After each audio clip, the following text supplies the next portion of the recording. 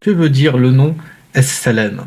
As-Salam, on le retrouve quand on se dit bonjour, Assalamu alaikum, c'est-à-dire que la paix soit sur vous. Donc As-Salam, c'est la paix, c'est la sécurité. Et As-Salam, c'est celui qui, qui détient la paix, qui détient la sécurité. C'est celui qui est sécure, en fait. C'est-à-dire qu'on est sûr avec lui à 100% de ne pas subir un mal profond et absolu.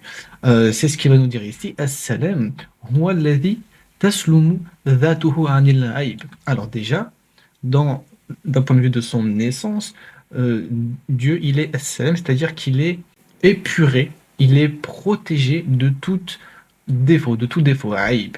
Et donc, c'est-à-dire son essence est protégée de tout défaut, ses caractéristiques, ses attributs sont protégés de tout manquement, nox ou imperfection, et ses actes, et c'est de ça dont on va parler aujourd'hui, ces actes, al-fi'aluhu, sont protégés de tout mal. C'est-à-dire que les actes qu'il a créés et qu'il a mis à disposition de ces créatures, intrinsèquement, sont dénués de mauvaises intentions et de mal. Hatta idha kana kadhalika, si tel est le cas, s'il n'y a pas dans les actes divins de mal, lam yakun fil wujudi salamatan illa wa kanat ma'zouwatan ilayhi. Alors ça veut dire qu'il n'existe pas dans l'existence une tranquillité, une sécurité, sans qu'elle soit attribuée ma'zouwa à lui, et sans qu'elle soit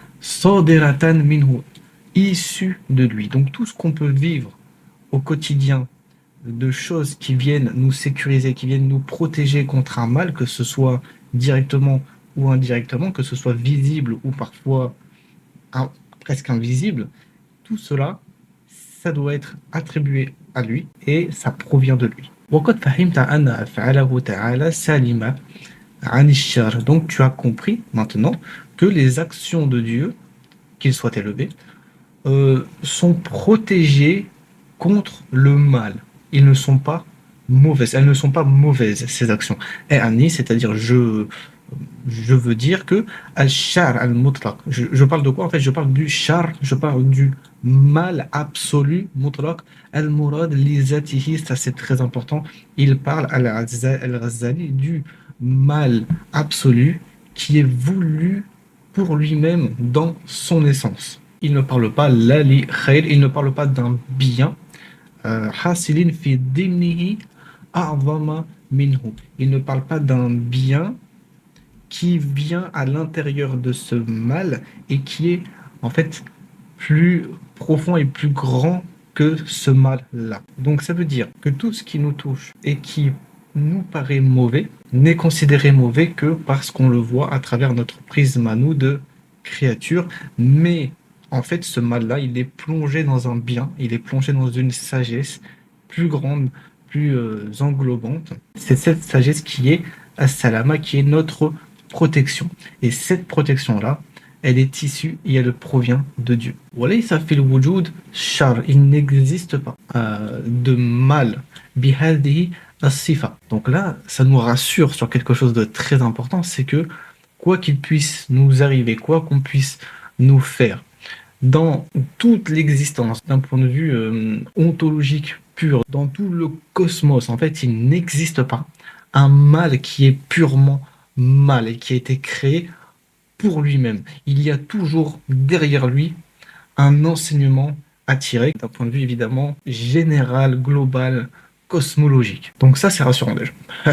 Kama sabaqal ima ilayhi, comme nous venons donc de le signaler. Illa lillahi subhanahu wa ta'ala. Donc tout, en fait, tout cela appartient et fait partie intégrante du divin. Et étant donné que le divin, il est as-salam, c'est-à-dire le garant de la sécurité et de la protection, alors tout ce qui nous touche est fondamentalement bon. Et c'est en cela qu'il nous dit dans Surat al-Baqarah, وَعَسَى أَن تَكْرَهُ شَيْئًا, il se peut que vous répugniez quelque chose, que vous n'aimiez pas quelque chose qui vous arrive, وَهُوَ خَيْرٌ لَكُمْ, alors que cette chose-là est un bien pour vous.